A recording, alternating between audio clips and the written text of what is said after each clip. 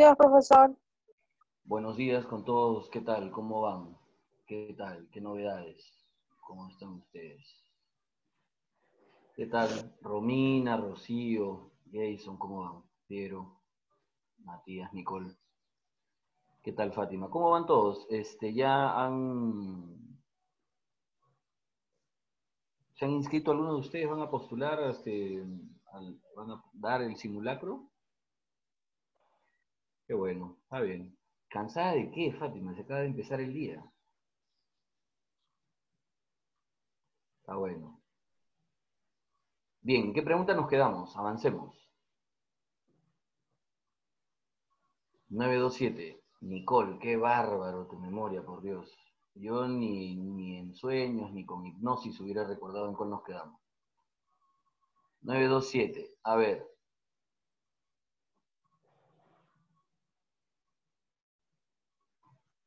Ah, perfecto, Matías. Su madre, la precisión de ustedes. Qué bárbaro. Bien, 928. Vamos, 928.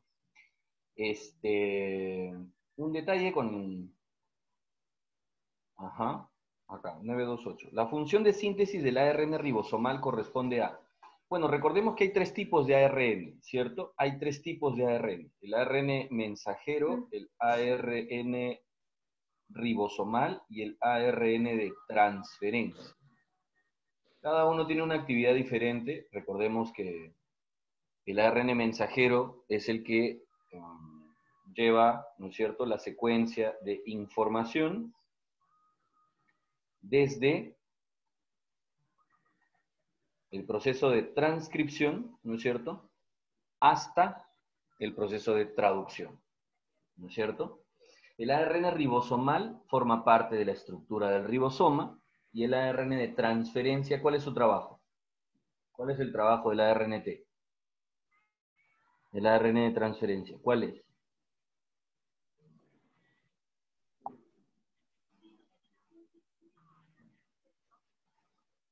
Rocío, ¿codificar? El ARN de transferencia decodifica. Quien codifica, quien tiene codificada la información es el ARN mensajero. Y quien la decodifica es el de transferencia. Ajá, perfecto. Romina, ¿presenta anticodones? Sí, pero ¿cuál es el...? Ya, Cristian trae el anticodón. Sí, es cierto, tiene anticodones, todo lo que quieran. Pero yo lo que les estoy preguntando, por favor, es la función. Y la función del ARN de transferencia es proporcionar, ¿no?, traer, aportar los aminoácidos al proceso de síntesis de proteínas. Ahora, ¿cómo logra él saber que el aminoácido que está trayendo es el adecuado para aportar en la síntesis? Eso se comprueba mediante la complementariedad codón-anticodón. Pero el trabajo del ARN de transferencia es decodificar, es pasar, ¿no?, es lograr transferir la información desde tripletes, desde bases nitrogenadas y pasarlo a secuencia de aminoácidos. Ellos decodifican la información. ¿Ya? Entonces ahí están los tres ARNs. Nos preguntaban por el ARN, la función de síntesis del ARN ribosomal corresponde a, ojo, síntesis de ARN ribosomal. No te están preguntando dónde encontramos el ARN ribosomal, porque eso serían los ribosomas, ¿no? Te están preguntando la función de síntesis del ARN ribosomal. Y nos falta la letrita E. La E, si es nucleolo, esa sería, ¿no? Pero si no está, nos quedamos con núcleo. Entonces no está, ¿viste? Nos quedamos con núcleo, correcto. Así es, ¿no es cierto? Podría ser con mayor precisión el nucleolo, ¿sí o no? Porque ahí es donde fabricamos ARN ribosomal. ¿Me dejo entender?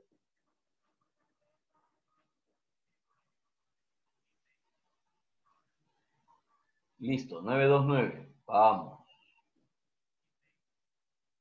Dice, estructura que participa Profesor, en el proceso... Dímelo. cuando dice función, ahí se refiere, o sea, el lugar de síntesis, ARN ribosomal. Cuando dice qué, no te escuché. Cuando se mencionó función de síntesis del área ribosomal, o sea, se refería al lugar. A ver, pero es que si leemos bien el enunciado de la pregunta, no te están consultando ni te están pidiendo la función del ARN ribosomal ni su ubicación. Te están preguntando por la función de síntesis, todo completo. Dice la función de síntesis del ARN ribosomal.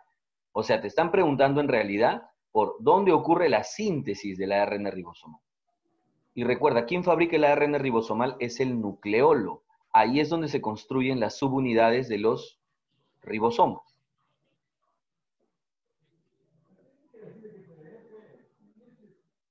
¿De acuerdo? Entonces, ¿quién tiene como trabajo, ¿no? ¿De quién corresponde, a quién corresponde esta función de construir el ARN ribosomal?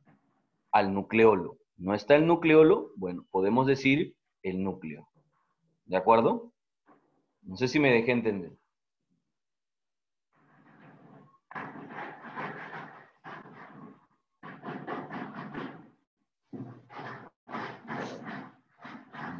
Ya, bueno, supongo que sí. 929. Ya, gracias, Rocío. 929. Estructura que participa en el proceso de entrada y salida de sustancias a la célula y permite reconocer unas células a otras. Bueno, yo creo que es sencillo, ¿no? Ese trabajo corresponde a quién? ¿A pared o a membrana? Romina, ¿por qué la duda?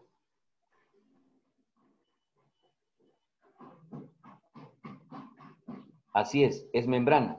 Hemos visto que la membrana es quien se encarga de el transporte de sustancias, ¿no? Sea de entrada o salida, facilita el reconocimiento celular, además de conducción de información también, ¿no? Permite el paso de sustancias. Esa es la actividad principal de membrana celular, ¿ya? Materiales producidos en fase luminosa de fotosíntesis y que se utilizan en la fase oscura. Yo creo que esto es sencillísimo, ¿ah? A ver, si solamente preguntaran esto, ojo, si solamente preguntaran esto, présteme atención por favor. Si solo preguntaran esto, materiales producidos en fase luminosa, hasta ahí, ¿cuáles serían? NADPH2, correcto. ATP, correcto. Y faltaría añadirle, como dice Fátima, el oxígeno, correcto. Eso es totalmente cierto. Nicole, ¿agua? Ah, ya, O2, ok.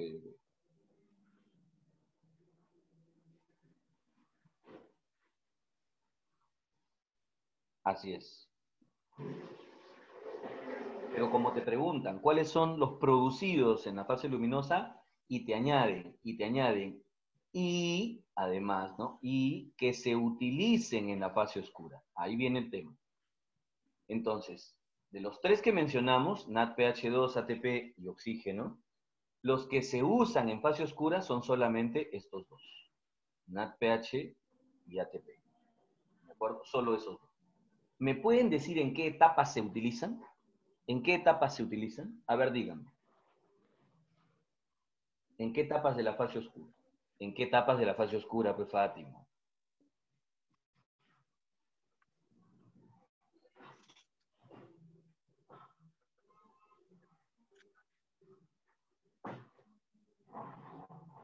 Reducción, correcto. Esa es la primera etapa. Ahí se usa ATP y NADPH.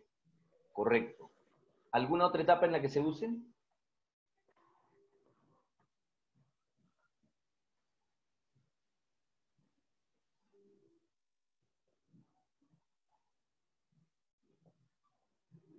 ¿En la regeneración del ATP? No, en la regeneración de la ribulosa difosfato. Ah, se usa ATP. Ok, Matías. Perfecto.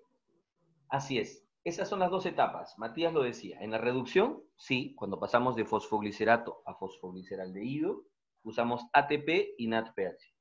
Luego, en la etapa de regeneración, para pasar de fosfogliceraldehído a ribulosa difosfato, en esa etapa también usamos ATP. Son entonces dos las etapas, ¿no?, en las que se usa ATP y una en la que se usa NADPH2. ¿Listo? ¿Cuántos NADPHs y ATPs por glucosa se usaban? ¿Alguien recuerda?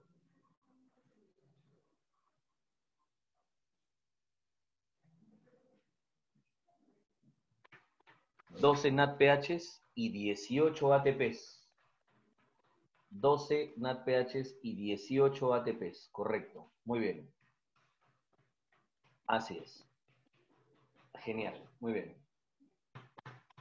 931. El aceptor final de electrones en la respiración aeróbica. ¿Quién es el aceptor final de electrones en la respiración aeróbica? Yerlis, ¿cómo que el CO2? Oxígeno. El oxígeno, perfecto. Es el O2. O2, oxígeno. ¿De acuerdo?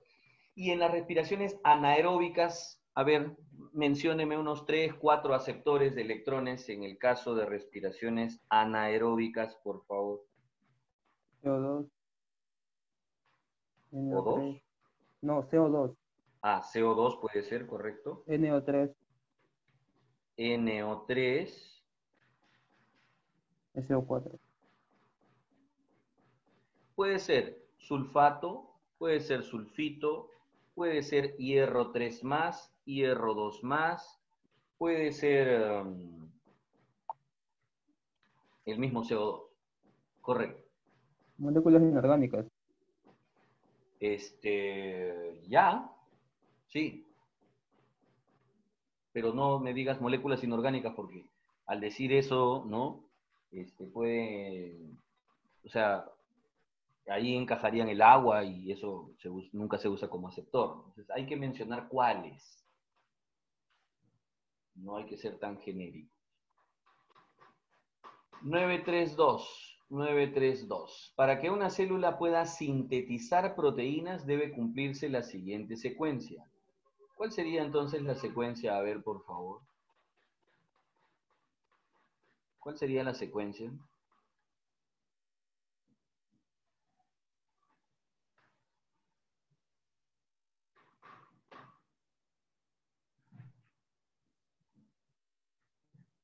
Ojo, para construir proteínas, nosotros ya sabíamos que hay dos etapas. Transcripción y luego viene traducción. ¿Es correcto? Transcripción y traducción.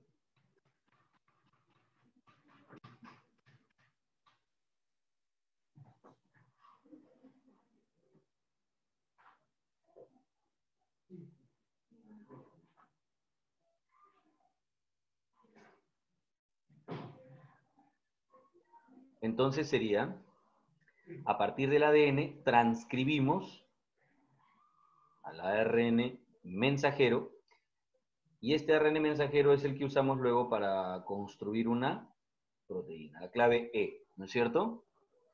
Claro, la clave E. Es la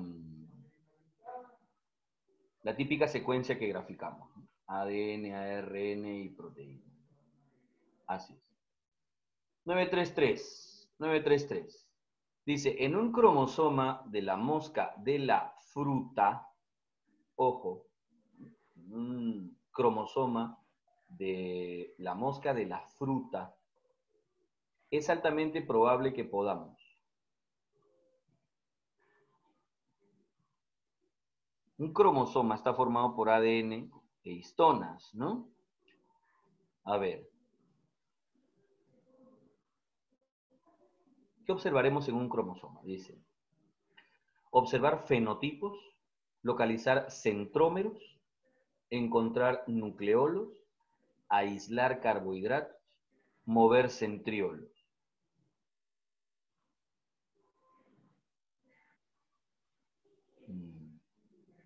Sí, es una pregunta que en realidad yo creo que no está bien redactada, ni tampoco está bien enfocada, ¿no? O sea, parece poco...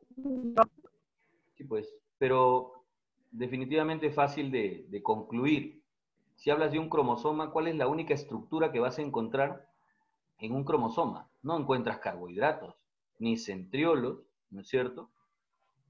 Ni nucleolos, ¿no? Y los fenotipos tampoco. Entonces, lo único estructural que encontramos en un cromosoma de todo lo que nos han mencionado son los centrómeros, ¿no? Pero aprovechemos la pregunta para recordar partes de un cromosoma. Recordemos, partecitas de un cromosoma. Teníamos primero, ¿cómo se denomina todo el fragmento de ADN que forma un cromosoma? ¿Cómo se denomina? Todo el fragmento de ADN. A ver, dígamelo.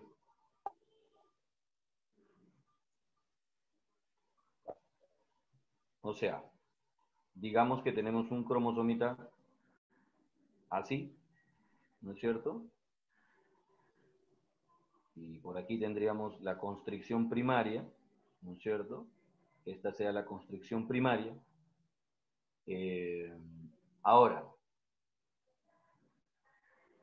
la constricción primaria presenta, ¿no es cierto? Recordarán ustedes, ¿no? La constricción primaria presenta, si ustedes recuerdan bien, un complejo proteico, ¿no? Un complejo proteico que se denomina, un momentito, ¿cómo que gen? ¿Cómo que gen? ¿Cómo que gen? El fragmento de ADN que forma un cromosoma se llama cromátide. Cromátide. Yo preocupado en el dibujito y no veía lo que iban escribiendo. ¿Cómo que gen? Gen es un fragmento de ADN. Ah, ya entendí más. Ajá, sí, sí. Ya, escúchame. Gen es un fragmento de ADN, sí, señor, pero es un fragmento de ADN que contiene información para construir una proteína. Repito, una proteína. En cambio, un cromosoma es un fragmento de ADN que se constituye solamente para el proceso de división celular. Dentro de esta cromátide, dentro de este cromosoma, encontramos muchos genes, muchos genes. Cada gen está ubicado en una región específica que se llama locus. Locus es la ubicación del gen en el cromosoma. Eso para que vean que dentro de un cromosoma encontramos muchos genes.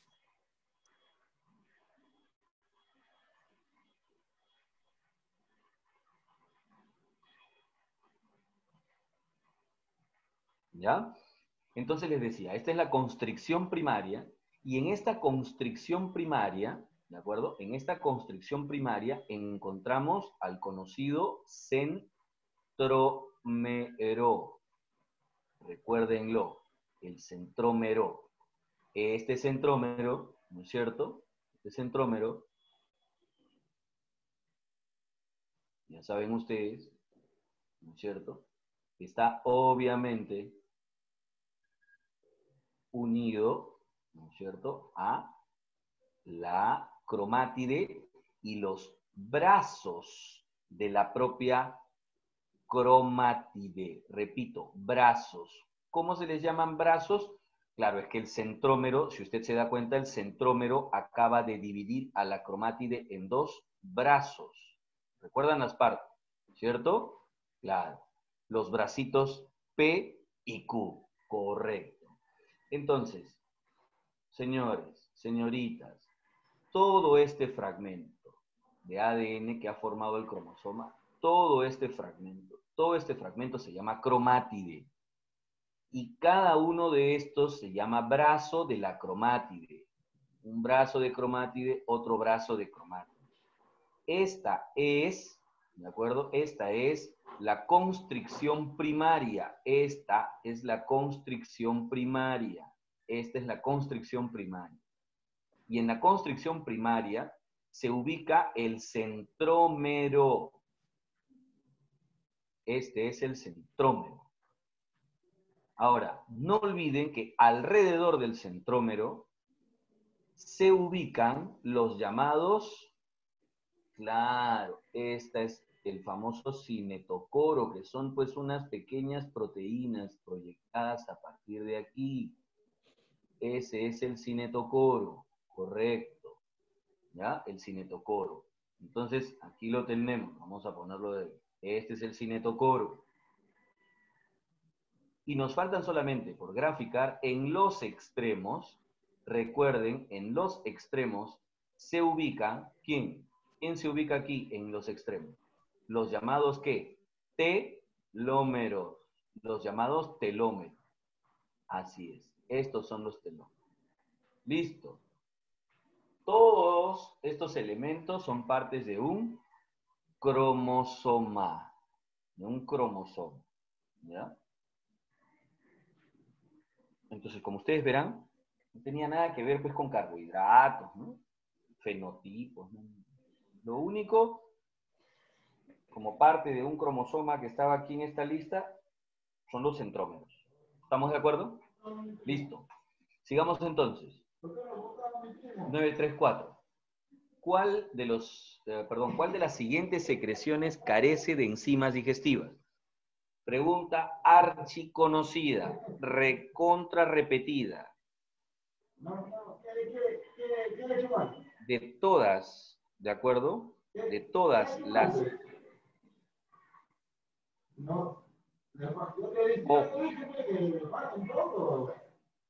De todas las secreciones que tenemos digestivamente hablando.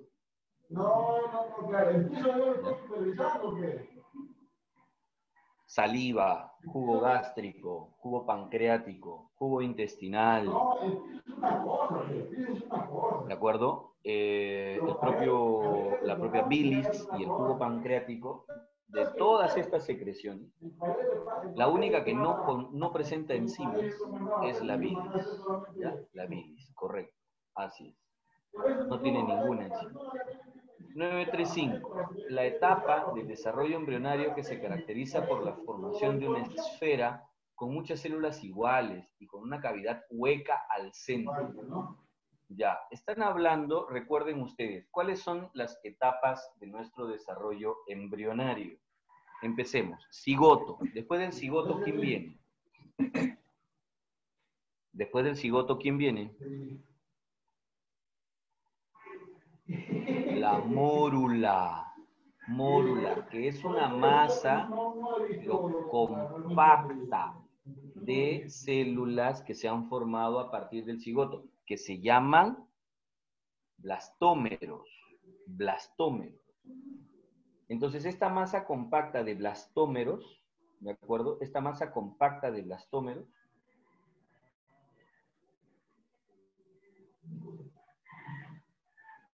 es lo que conocemos como mórula.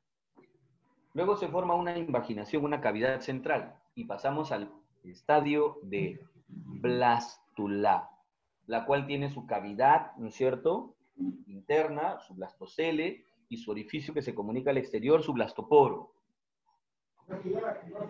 Luego viene una segunda invaginación. En esta segunda invaginación se forma esta cavidad, ¿no? O sea, se forma una nueva cavidad, mejor dicho, y la anterior pasa ahora a denominarse arquenterón. Arquenterón. Es el estado de gástrula. Gástrula. Es ahí en la gástrula donde aparecen las capas embrionarias, ¿no? Ectodermo, endodermo, mesodermo si hubiera, ¿no?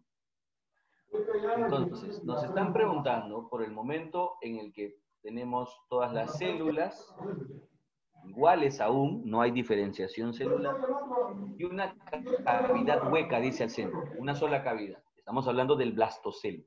¿En qué momento ocurre esto? ¿En qué estado nos encontramos? En el estado de blástula. Blástula. Blástula.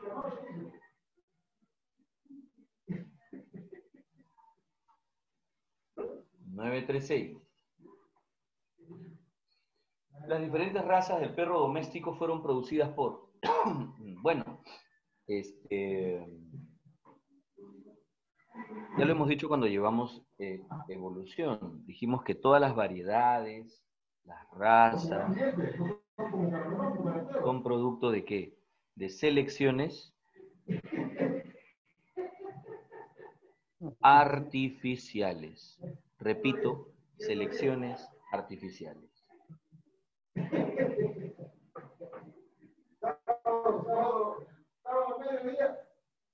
¿De acuerdo? De eso se trata.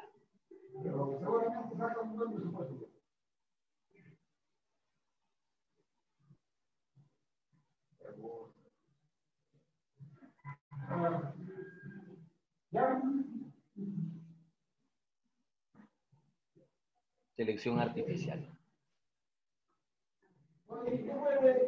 Rocío, hay 50.000 ejemplos de selección natural. O sea, es que no, la selección natural no es una receta, ¿no? O sea, a ver, digamos.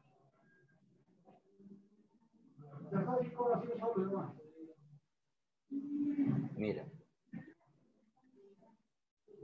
En polillas, por ejemplo, ¿no es cierto? Las polillas tienen cierta pigmentación en sus alas, ¿no? Cierta coloración. Entonces resulta que algunas tienen, por una cuestión de alelos, algunas tienen una pigmentación más oscura que otras, ¿no? Hay diferentes tonalidades, diferentes alelos en la pigmentación dentro de una población. Estamos hablando de una especie de polilla, ¿no? Entonces, inicialmente, como las polillas normalmente reposan sobre cortezas de los árboles, ¿no? O ciertos espacios poco iluminados. Entonces, aquellas que tenían la pigmentación más clara, ¿no es cierto?, eran las menos favorecidas, porque se notaban fácilmente, contrastaban con el fondo donde se ponían a descansar, ¿no? Donde se posaban para descansar. ¿Por qué? Porque se veían, y cualquier ave insectívora pues las notaba más rápidamente y se las podía ¿no? Ingerir. Ahora, con el paso del tiempo, ¿no es cierto?, y la aparición ya de la parte urbana y todo lo demás, ya las polillas quedan dentro pues de las propias ciudades. Y más bien ahora es donde se posan en diferentes superficies, como paredes y otras cosas más. Entonces, más bien ahora, las oscuras son las que resaltan más en estas superficies, ¿de acuerdo? Y ellas son más bien las que más fácilmente son capturadas como presa. Entonces, dime, ¿nosotros estamos creando nuevas variedades de pigmentación? No. Pero el desarrollo urbano es un elemento del entorno que está impactando sobre el equilibrio de esa población y está generando que un alelo sea favorecido por encima del otro. Eso es una selección natural. La selección natural puede ser de pronto la aparición de un predador. La selección natural puede ser de pronto la presencia de alguna enfermedad, de un hongo, la infección de algún tipo de bacteria. Cualquier elemento del entorno, puede ser una inundación, puede ser un cambio de la temperatura. O sea, cualquier elemento del entorno que impacta sobre el equilibrio de una población es lo que llamamos selección natural.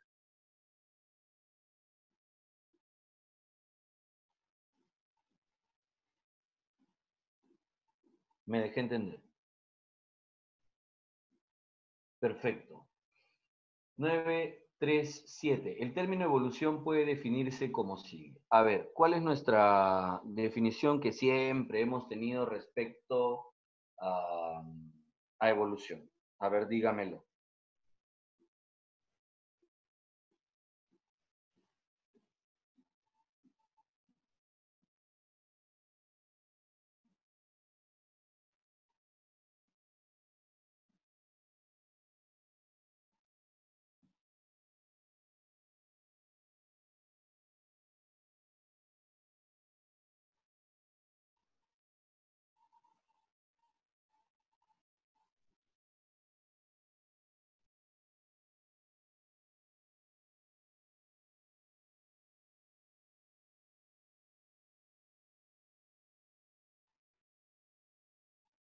A ver, dígamelo.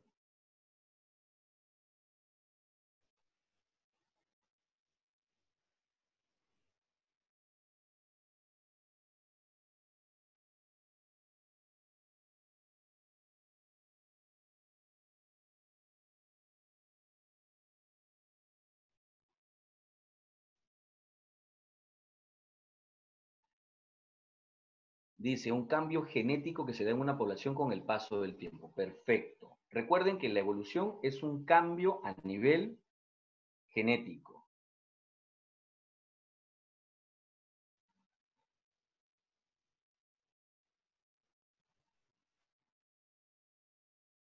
Claro.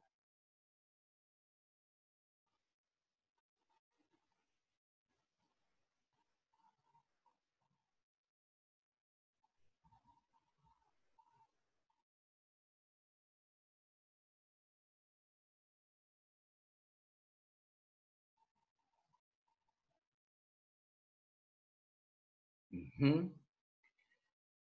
Entonces dice, un cambio en la frecuencia génica de una población a lo largo del tiempo. Ya, podría ser un cambio en la formación del organismo. No, en la forma, un cambio de los genes en un organismo. ¿Te has dado cuenta? Cuando dice un organismo, eso de un organismo, no puede. Recuerden que los procesos evolutivos los analizamos en una fosa genética. Así es, Elmer, perfecto. Tu definición es perfecta. Casita dice, cambian los genes de un organismo dado un organismo que se convierte en otro tipo de organismo. ¿Qué es eso? La E, un gen que se convierte en cromos. Ya, olvídalo. Letrita A, correcto. Letrita A, así es. ¿Ya? Bueno, 938. Los ecólogos que estudian la porción abiótica del ambiente toman en consideración.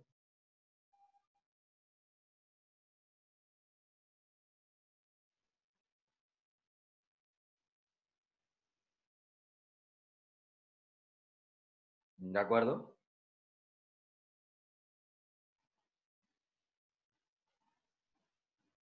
Ojo, los ecólogos estudian la porción abiótica del ambiente y toman en consideración. Abiótica, dice, todos los organismos, no seas malo, los organismos son seres vivos.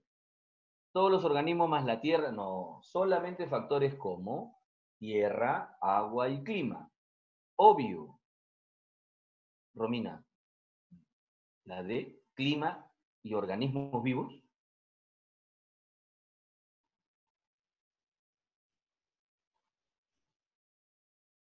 Ya, o sea, casa, pues, ¿no? Casita, claro, claro, claro, claro.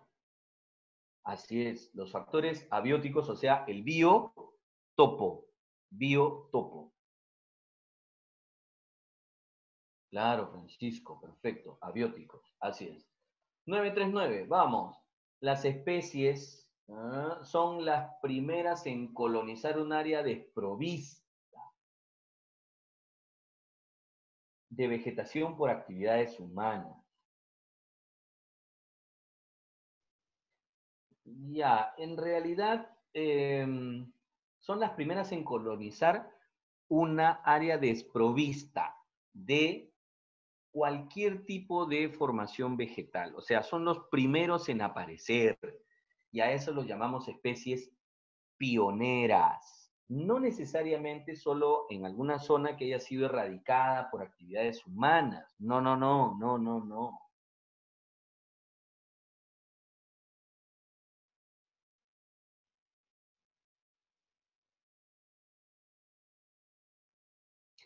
sino inclusive en cualquier biotopo que no presente ningún tipo, ¿no es cierto?, de biocenosis, ¿no? Es decir, cuando estemos empezando una sucesión ecológica primaria, especies pioneras, correcto.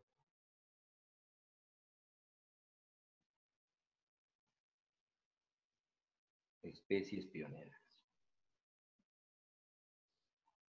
9:40. A ver, dice, nos vamos al año 2002.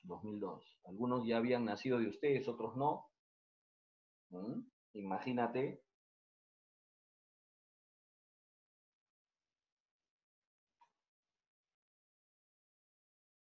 La fuerza y elasticidad del cabello humano se debe en gran medida a las propiedades de la proteína. Bueno, a ver, ¿cuál es la principal proteína que constituye el cabello humano?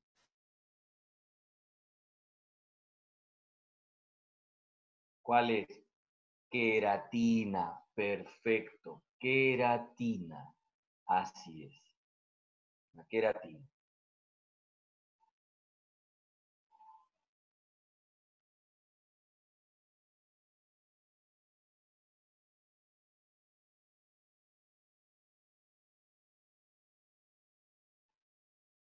Clave W, ¿no?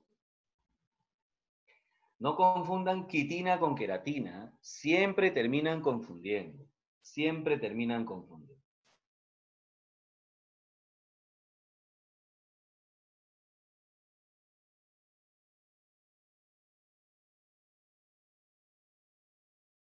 Constituye el material de reserva en los vegetales. A ver, mire, la reserva a largo plazo es en triglicéridos, pero la reserva a mediano plazo, como normalmente las plantas, ¿no?, también utilizan, es el almidón. Polisacárido de reserva vegetal, almidón. ¿De acuerdo? Almidón. ¿Cuál es el polisacárido de reserva en animalitos? El glucógeno. Perfecto. Muy bien. Glucógeno.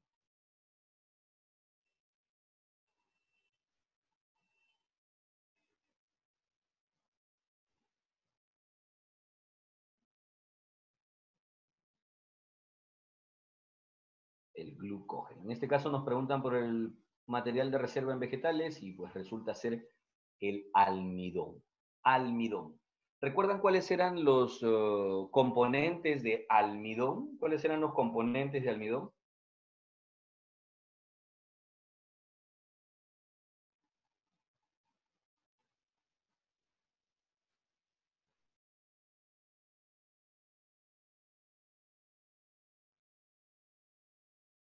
¿De acuerdo?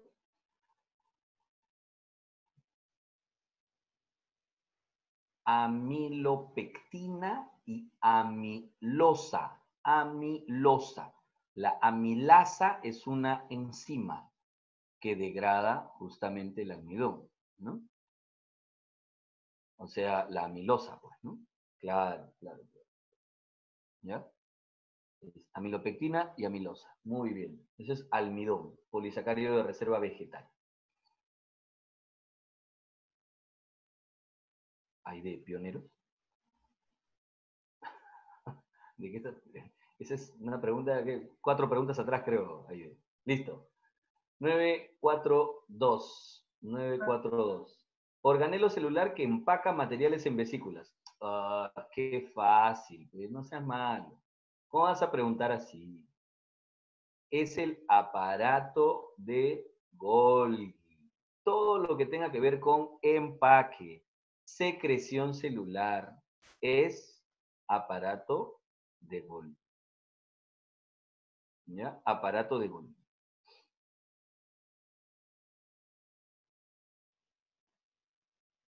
Correcto, correcto, correcto.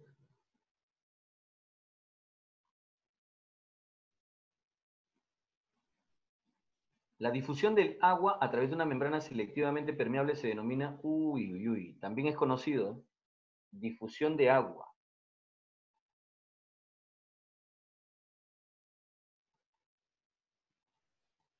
Difusión de agua. Así es. Ya que estamos hablando de ósmosis, ¿me pueden decir hacia dónde se desplaza el agua por ósmosis? ¿Hacia un medio hipotónico o hipertónico?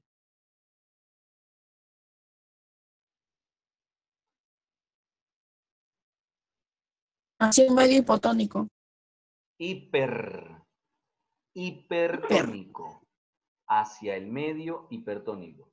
Con mayor cantidad de solutos, Alessandra. No necesariamente solo sal, ¿no? Un soluto cualquiera. Entonces, recuérdenlo. Por ósmosis, el agua se desplaza hacia un medio hipertónico. ¿Listo? Entonces díganme, si yo tengo una célula ubicada en un medio hipotónico, ¿qué fenómenos osmóticos ocurren siendo vegetal y animal? Vegetal o animal. En un medio hipotónico, en una solución hipotónica, ¿qué fenómenos ocurren?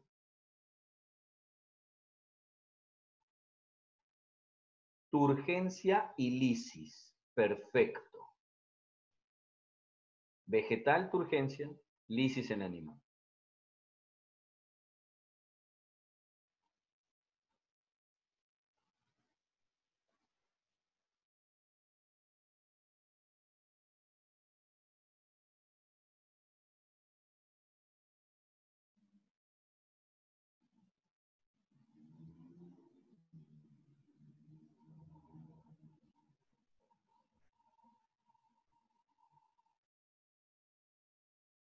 Así es. Y si fuera al contrario, en un medio hipertónico, en el caso vegetal era plasmólisis y en el caso animal, crenación. Elmer, es crenación con N, no con M. Cremación es lo que hacemos con los muertitos.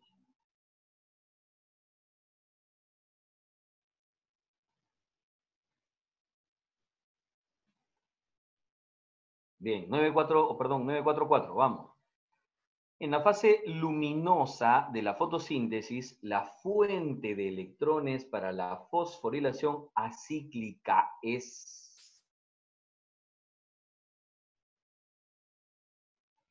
Cuando decimos fosforilación o fotofosforilación acíclica, es la que siempre estudiamos, la que tiene las 4 etapas, ¿no? Fotoexcitación, fotólisis del agua, fotofosforilación y fotorreducción. Ese es el caso acíclico. Así que no nos dejemos llevar por el término pensando que se trata de otra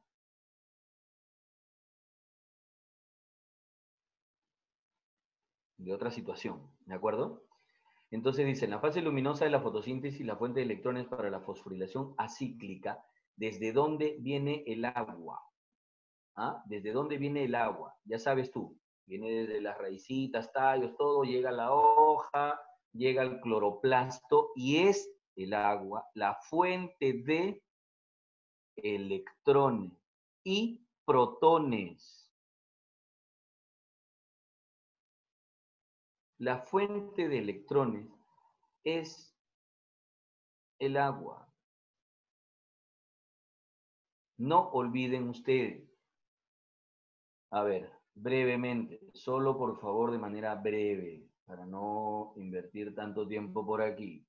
Recordemos, por favor, cuando tenemos nosotros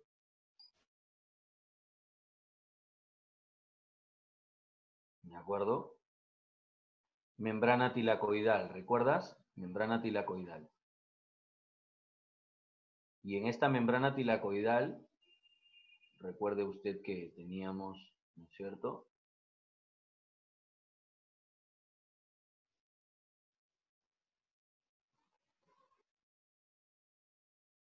ATP ASA, ¿no? Claro. Entonces, aquí estaban todos los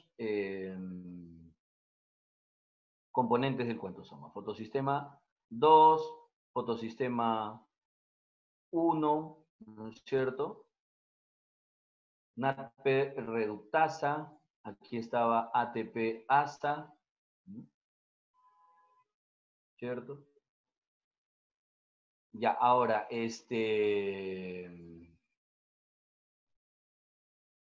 ahora, no olvide, por favor, aquí tenemos ATP ASA, ya sabes tú que estaba ATP ASA con todos sus complejos proteicos, ahí está ATP ASA, y nos falta ver solamente las cadenas transportadoras de electrones. Aquí estaba la primera cadena transportadora de electrones, primera cadena transportadora de electrones, segunda cadena transportadora de electrones, y aquí estaba el complejo proteico Z.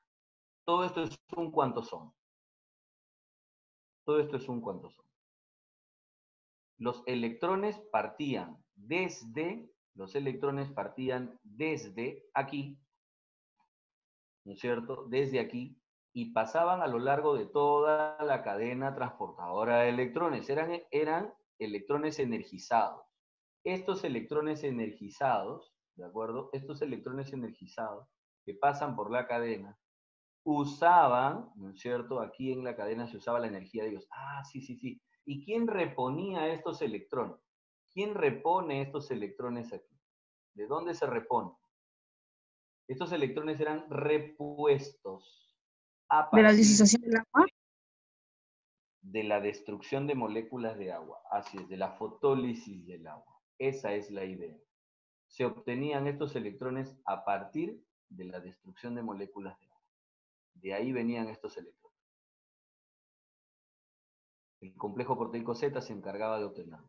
Entonces, por eso te pregunto, en la fase luminosa, la fuente de electrones, ¿de dónde vienen estos electrones? Estos electrones, la fuente de electrones viene a partir de el agua. Eso es conocido. Eso es conocido. La fuente de electrones es el agua. ¿Ya? Así es. Listo, sigamos. 945. Las reacciones catabólicas son. A ver, dígame cuáles de esas que están ahí son catabólicas. Dígame cuáles de esas son catabólicas.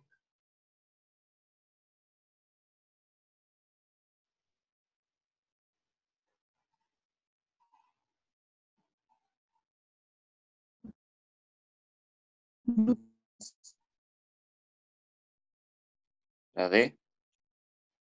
A ver. La fotosíntesis es anabólica, ¿no es cierto? El ciclo de Krebs, bueno, como lo hemos estudiado nosotros, es catabólico, ¿no? Síntesis de proteínas es anabólico, pero la glucólisis es catabólica. El ciclo de Balvin será de Calvin, ¿no? Bueno, el ciclo de Calvin es anabólico y el ciclo de Krebs es catabólico. Glucólisis es catabólico y Krebs catabólico. Síntesis de glucógeno es anabólico y glucogenólisis es catabólico. Entonces, el par de reacciones catabólicas están en la D. ¿Ya? Matías, no es, yo me imagino, no existe ningún ciclo de Balbin, es el ciclo de Calvin. ¿Mm? Claro, tiene que ser dado. Vamos, 946. 946. La replicación del ADN es semiconservativa porque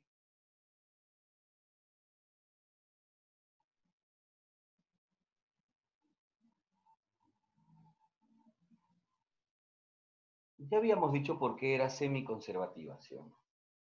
Ya lo habíamos dicho.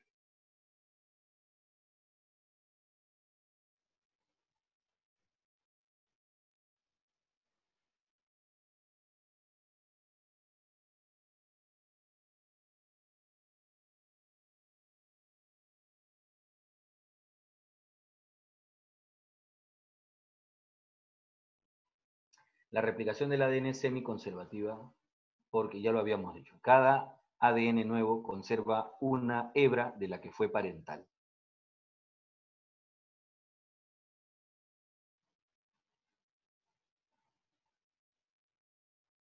Conserva una hebra de la que fue parental.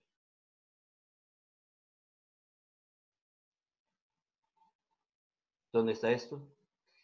Ah, dice, el ADN no se abre totalmente. No, el ADN, producto de la replicación, lleva una hebra nueva y una hebra antigua. Letrita B. Correcto. Así es.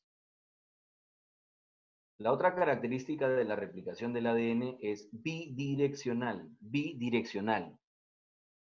Y eso es porque a partir de un origen de replicación, el proceso se desarrolla en hacia ambos extremos de la cadena, hacia las dos direcciones de la cadena.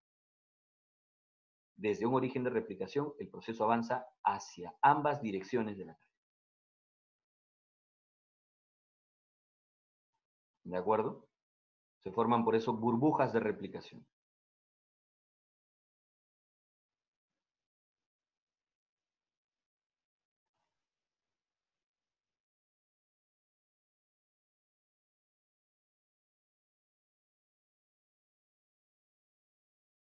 (947) Si usted observa una célula que presenta 4 cromosomas ubicados en el plano ecuatorial y le indican que esa célula proviene de una célula 2N8.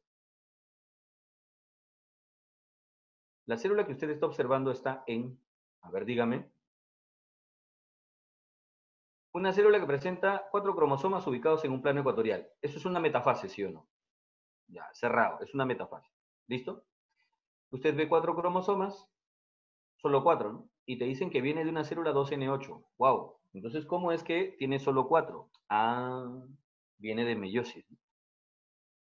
Entonces debo estar en meiosis 2. Meiosis 2. Y para estar en un plano ecuatorial debe ser una metafase 2. Correcto. Metafase 2. Si fuera una metafase 1, ¿cuántos cromosomas estarías viendo en esa placa ecuatorial? Primero que no estarías viendo una placa ecuatorial, sino 2.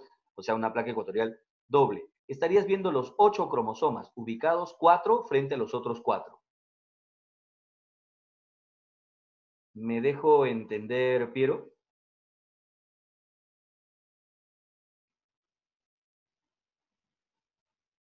Perfecto. Perfecto.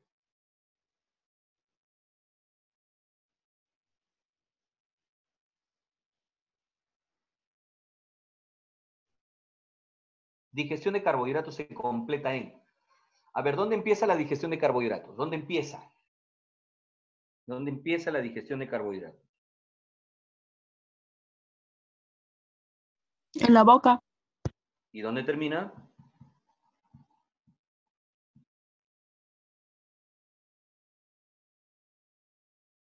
¿Y dónde termina?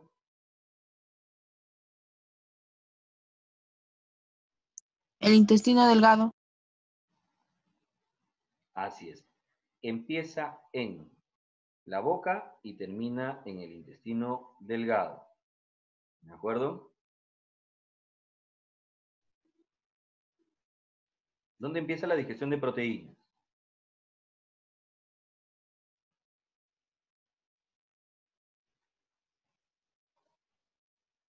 El estómago. En el estómago. ¿Y termina en dónde?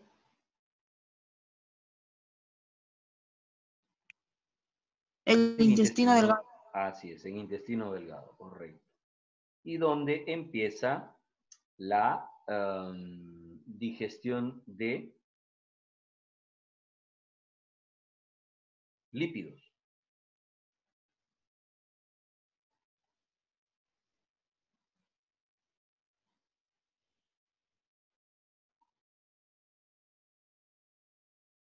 ¿Dónde empieza la digestión de lípidos? En el intestino delgado. Y allí culmina también. Así es. Perfecto. Eso solo para recordarlo. ¿Ya? Entonces la digestión de los carbohidratos se completa, dice. Ah, se completa en el intestino delgado. Pues. 948, casita. ¿Sí o no?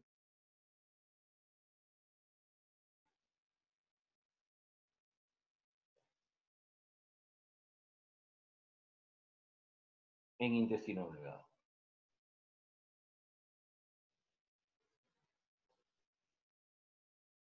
949. La urea excretada en la orina proviene principalmente del metabolismo de... A ver, 949.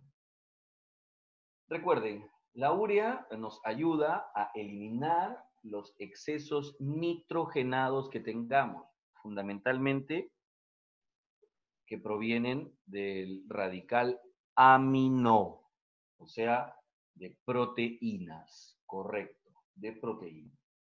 ¿Ya? De ahí. A todo esto, ¿dónde se forma la urea que nosotros excretamos principalmente? ¿Dónde se forma?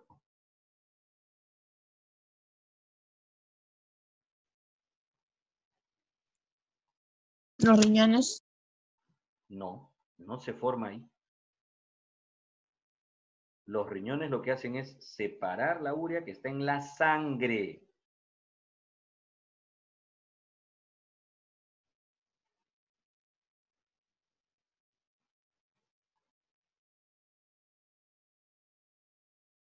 ¿Dónde se forma entonces? Es correcto. Bien, Alessandra. Bien, Elmer. Milagro. Se forma en el hígado. ¿No? La urea que nosotros estamos excretando ahora se formó en el hígado. Correcto. Así es. 9:50, 9:50. Dice, el impacto de cualquier factor en el ambiente de un organismo que tiende a producir desórdenes en el equilibrio genético. Hace minutos atrás lo hemos conversado y dimos prácticamente esta definición. Creo que falta completar una palabrita aquí en esta definición. Debería ser, produce desórdenes en el equilibrio genético en una población. En una población. Y esto es selección natural. Correcto. Esto es selección natural. Así es. Muy bien. Qué bueno que lo tengan claro. ¿Ah? 951 dice, en la evolución de las especies, la selección natural actúa sobre la. Ojo, en la evolución de las especies, la selección natural actúa sobre la. Lo acabamos de decir, ¿no? ¿Sobre quién actúa, sobre quién impacta la selección natural? Es decir, ¿quién trabaja primero antes de la selección natural?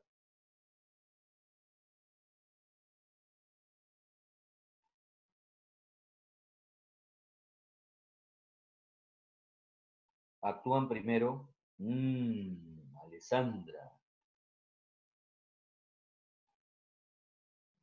las fuentes de variabilidad. Fuentes de variabilidad. Es decir, la variabilidad intraespecífica dentro de esa misma población. Actúa primero todas las fuentes de variabilidad, ¿recuerdan? O sea, deriva genética, flujo genético, ¿no? O sea, migración, ¿no? Mutación, ¿no? O sea, actúan primero las fuentes de variabilidad. Y sobre estas fuentes de variabilidad impacta recién la selección natural. ¿De acuerdo? ¿Está claro?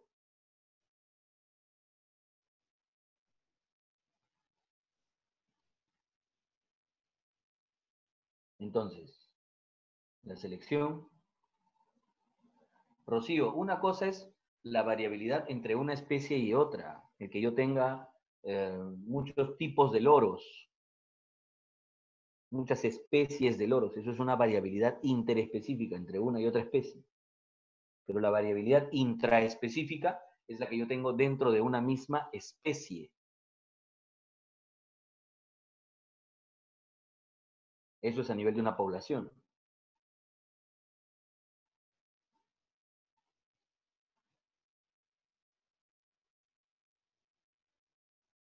Bien.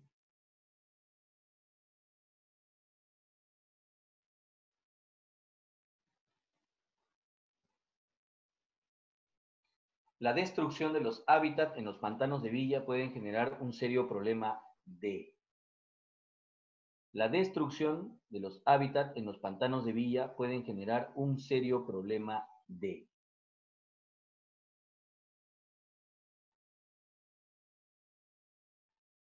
Ojo, si destruimos hábitats, ¿no es cierto? ¿Qué es lo más probable que ocurra? Que las especies se queden o que se vayan del lugar buscando otras zonas donde puedan desarrollarse. Claro que sí. Entonces, la destrucción de los hábitats en pantanos de villa puede generar un serio problema de ¿qué?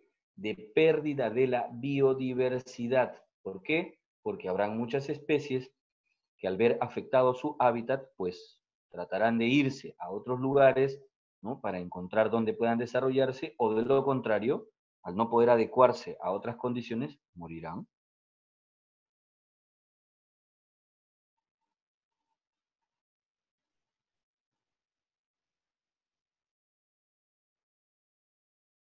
¿Listo? Ese es el problema de la destrucción de hábitats que afectan la biodiversidad.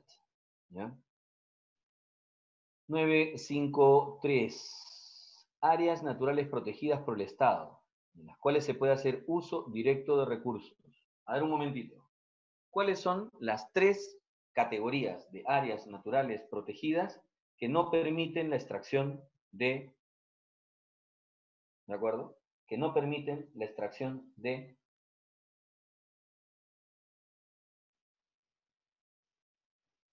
recursos? Reserva.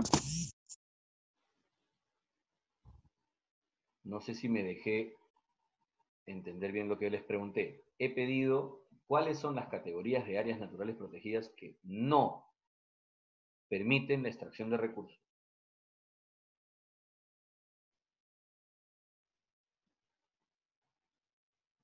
Totalmente de acuerdo, Alessandra.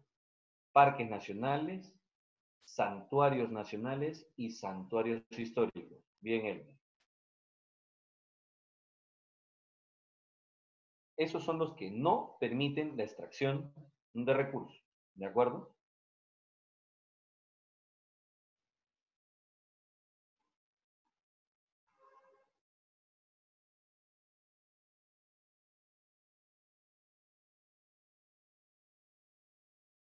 Entonces aquí nos están preguntando por las otras áreas que sí permiten la extracción de recursos. Entonces no podría ser un santuario ni un parque. ¿Por qué? Porque estos sí permiten la extracción de recursos. ¿Estamos de acuerdo? Así es. Ahora, entre refugio de vida silvestre y reserva nacional, los dos permiten, ¿de acuerdo?, el uso directo, los dos. Aquí hay un error en la redacción de esta pregunta. Los refugios de vida silvestre y las reservas permiten, obviamente, de acuerdo a manejos de control. ¿De acuerdo? A manejos de control. Pero entre estos dos, los que tienen, digamos que una mayor facilidad en la gestión y manejo de recursos, son las reservas nacionales. Eso es cierto. ¿Ya? Las reservas nacionales. Entonces, las cuales permiten un uso, ¿no?, de recursos mucho más factible, ¿no es cierto? Es el caso de las reservas nacionales. ¿Ya? Casita. ¿Listo? Correcto. Vamos. Quedan todavía tiempo. 954. Un área natural se le denomina zona de reserva y esta corresponde a. En realidad, el término es zona reservada, ¿no? Zona reservada. Y pues bueno, esta pregunta para el año 2002, ¿no?, tenía respuesta. Para hoy, 2020, no tiene respuesta. ¿Por qué? Porque para el año 2002, Pantanos de Villa, ¿de acuerdo?, era todavía una zona reservada. No tenía categoría. Hoy ya tiene categoría. ¿De acuerdo? Lagunas de Mejía es un santuario nacional. Machu Picchu es un santuario histórico. Manglares de Tumbes es un santuario nacional. Y Cerros de Amotape también es un santuario.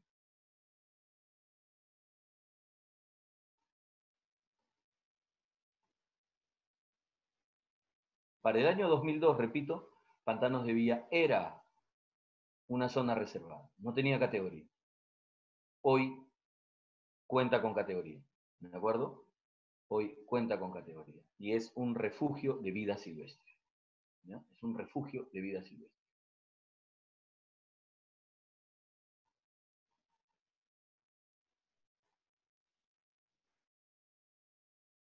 En una célula anaeróbica, el compuesto que aporta la mayor cantidad de energía es, a ver, ¿cuál será el más energético?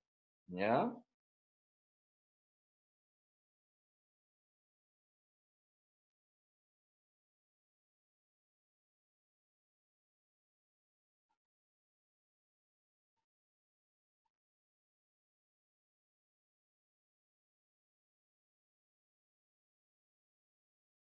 A ver, dígamelo.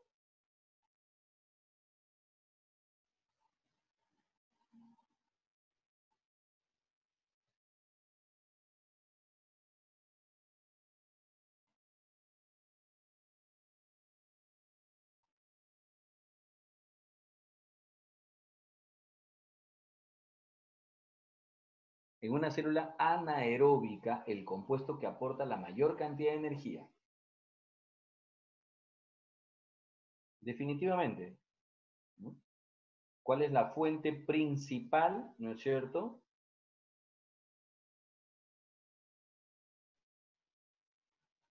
Claro.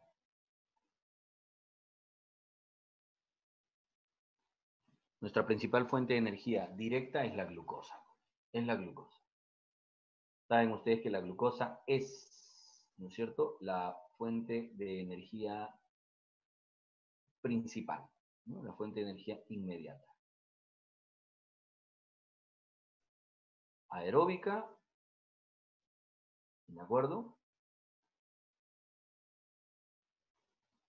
O anaeróbica, da igual, ¿no?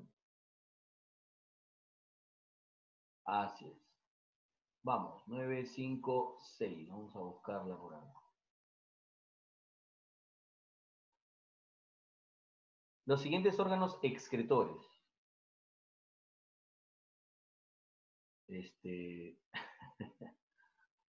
Pero, a ver, en realidad, ya, pero el ATP no es nuestra fuente de energía. Recuerden, aquí nos están preguntando por un compuesto que aporta la mayor cantidad de energía, ¿no? Y el ATP no es una molécula que nos proporcione energía. El ATP es una molécula de transferencia energética. Ahí, si hubiera un triglicérido, el triglicérido sería más energético. Pero nos están preguntando por un anaeróbico. Los anaeróbicos normalmente usan materia orgánica, glúcidos, ¿no? Por eso está la glucosa.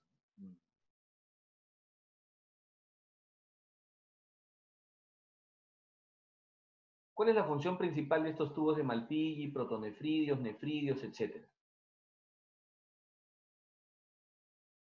¿Cuál es? Sí, claro, pero la cosa es que esa es su función. Ahora, ¿es excreción? ¿Secreción? ¿Cuál creen ustedes? Filtración. Así es. Recuerden que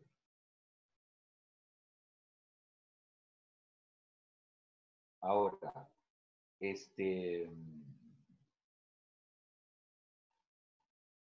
aquí hay varios términos. Diálisis, filtración, ¿no? Absorción. Ahora. Recuerden, la diálisis lo que hace, ¿no?, es el proceso de separar moléculas. ¿Ya? Separar moléculas a través de una membrana. ¿Ya? Entonces, la diálisis en realidad, ¿no es cierto?, termina siendo el resultado producto de muchas transferencias que se hayan dado a través de las propias membranas. Membranas. Esto es a nivel de membrana, la diálisis, ¿no? Pero nosotros estamos hablando del trabajo que hacen principalmente estos órganos excretores. Y su principal trabajo es la filtración. Ese es el principal trabajo, filtrar. Después, algunos pueden añadir otras actividades y todo, pero ¿qué? Me están preguntando lo que tienen en común, ¿no? ¿Cuál es la función en común que tienen estos señores? En común lo que tienen es filtración. ¿Ya? Es lo que tienen en común.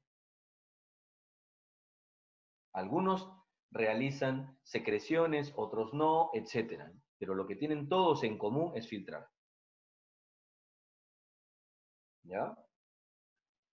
957. Elementos comunes a carbohidratos, proteínas y ácidos nucleicos. Qué pregunta más complicada, ¿eh? A ver, díganme. ¿Qué tienen en común todos? Carbohidratos, ácidos nucleicos.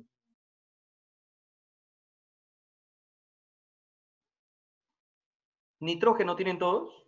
Pregunto, ¿nitrógeno tienen todos? No, no todos.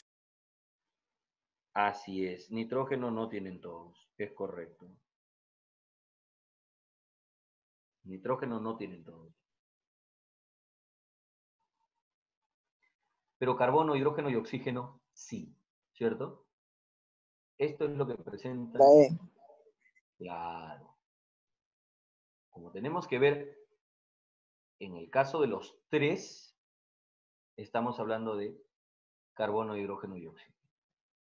¿Ya? Eso es lo que tienen en común todos. En la era cenozoica. A ver, díganme. Ojo, si se han dado cuenta,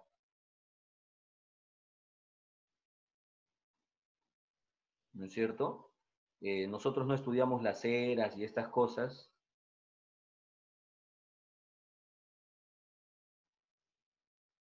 ¿No es cierto? Antes, quizá de pronto sí se enseñaban estos temas o se trabajaban. Pero no es tan complicado, ¿no? A la era cenozoica se la conoce justamente como la era de los mamíferos, ¿no? Era la época en que han predominado nuestros ancestros iniciales, ¿no es cierto? Y obviamente las plantas más actuales, las llamadas angiospermas. ¿Ya? Es la era cenozoica, en la que obviamente se da pues este gran salto de reptiles a mamíferos, ¿no? La llamada era cenozoica. Listo, 959. En el ciclo celular durante interfase. Interfase no era la suma de G1S y G2, ¿así no es? G1S y G2.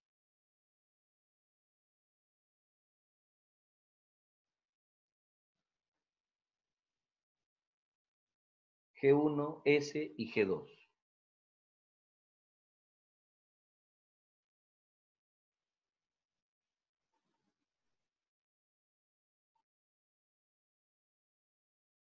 ¿De acuerdo? G1S y G2. Eso es interfase. Entonces, ¿qué ocurre en interfase? Bueno, G1 es crecimiento celular, S es la replicación del ADN y G2 es la preparación para la división celular. Esto de migración de cromátides no va porque eso es en la propia división celular. Formación de placa ecuatorial tampoco, eso es división celular. Reducción del número de cromosomas, no, eso es división celular. Replicación o duplicación del ADN, eso es cierto. Eso es cierto. ¿No es cierto? Eso. Dado, correcto. ¿Quién forma anticuerpos? Ojo, los anticuerpos son estas proteínas, llamadas también inmunoglobulinas.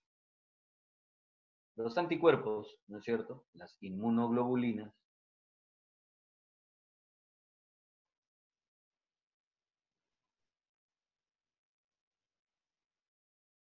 ¿no? Las inmunoglobulinas.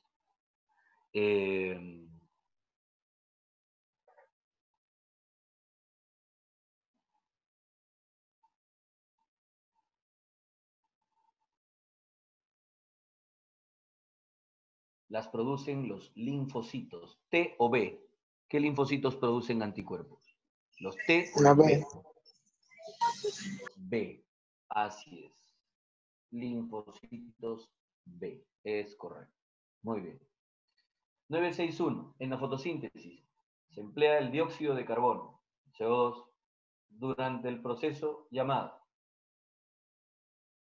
fotólisis del agua, eso es fase luminosa. Fotofosforilación también es fase luminosa. Reducción del NADP, eso es fase oscura, pero en esa etapa no se usa el CO2. Ciclo de Calvin. Bueno, aquí sí, en todo el ciclo de Calvin, dentro del ciclo de Calvin, sí se usa el CO2. Luego dice fase luminosa. ¿Cuál sería? D. Claro. ¿Y en qué etapa precisamente esa? ¿En qué etapa es en la que se usa el CO2? ¿Qué etapa precisa y directamente es en la que se usa el CO2?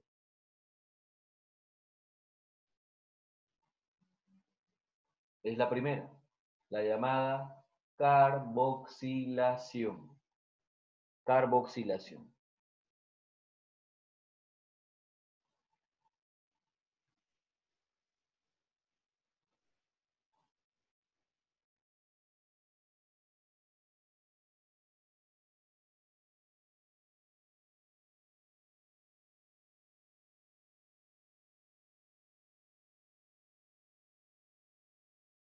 ¿Listo? 962, vamos, 962. En las células, el organelo que transforma ácidos grasos a glúcidos. Ojo. Ácidos grasos a glúcidos. Miren, este trabajo lo desarrollan dos organelos. Sí, lo hacen peroxisomas y también lo hacen glioxisomas. ¿Ya? Tengan cuidado. Lo hacen B, peroxisoma, y E, glioxisoma. Pero en esta pregunta están hablando por aquel que lo hace de manera exclusiva. O sea, ¿quién tiene ese trabajo exclusivamente? Es el glioxisoma. Pero tenga cuidado, el peroxisoma también participa en beta oxidación de grasas. ¿Ya? Así es. Tenga cuidado. O sea, el ¿Ya? peroxisoma participa, pero el gloxisoma es únicamente hace eso. Principalmente hace eso. A ver, por favor, lo acabo de decir. El glioxisoma, sola, única y exclusivamente, se encarga de qué?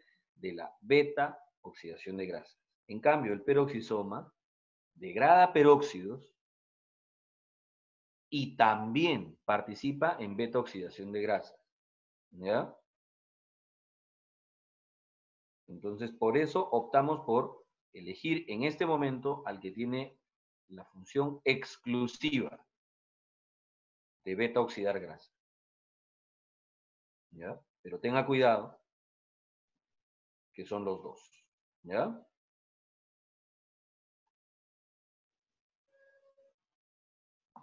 Entonces, en este caso nos quedaríamos con glioxisoma, ¿ya? Porque es el exclusivo en esta función. ¿No? Exclusivo en esta función. ¿Listo? Bien, ahí nos quedamos, ¿ya? Por favor, recuerden bien en cuál nos quedamos. Avanzamos ya a la siguiente sesión. Tenemos todavía trabajo, ¿no es cierto?, para rato. ¿De acuerdo? Bien. Cuídense mucho, muchachos. Ya nos vemos en el siguiente avance de las Profesor. últimas veces que nos veremos. O que, bueno, que nos comunicaremos. Listo. Gracias también. Cuídense mucho.